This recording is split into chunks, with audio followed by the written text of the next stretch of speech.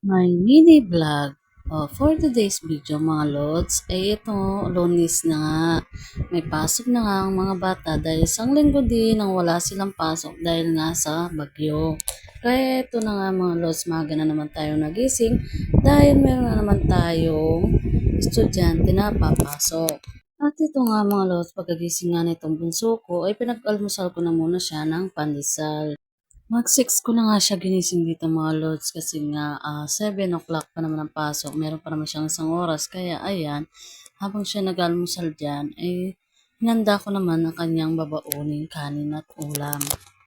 At ito nga, luto na nga itong sinain ko dito mga lods dahil ito yung babaunin nilang dalawa ng asawa ko at saka ng bunso ko para sa kanilang panangalian. Tapos skinless na nga lang ang nabili ko kasi ito yung mabilisang luto. Ang partner ko naman mga lods, bumibili naman siya ng luto doon sa karinderya malapit sa pinagtatrabawan niya. Tapos sinangag ko nga itong tira naming kanin kagabi dahil pag oras na hindi mo na naman ito sinangag ay siguradong mapapanis ito at masasayang lang. At dito nga ay pinahatid ko na nga dito sa partner ko itong bunso ko dahil mag-alas 7 na nga ng umaga ito mga lods. Kaya ito nagmadali na nga silang umalis. Dahil may pasok pa din kasi partner ko kaya ayan dali-dali niya nang hinatid itong aking bunso. At pagkatid niya nga ito ay siya naman ang nag-almusal. Bali ulam din niya yung skinless. Kaya ayan pinag-almusal ko muna siya bago ka ako siya magtrabaho.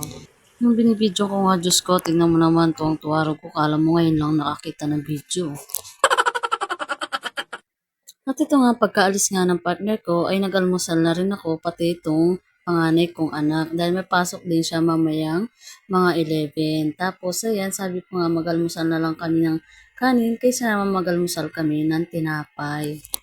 At ito nga, itlog na nga lang din ang nabili kong almusal dahil nagmamadali naman din siyang pumasok kasi nga daw meron pa silang practice ng volleyball sa eskwelahan. Kaya ayan, mabilis ang luto lang din ang niluto ko sa kanya.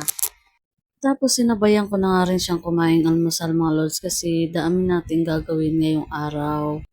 At ngayon nga mga lods ay pabugso-bugso pa rin ang ulan kaya sana naman umaraw na para naman makapaglaban na ako dahil marami na naman tayong labahan.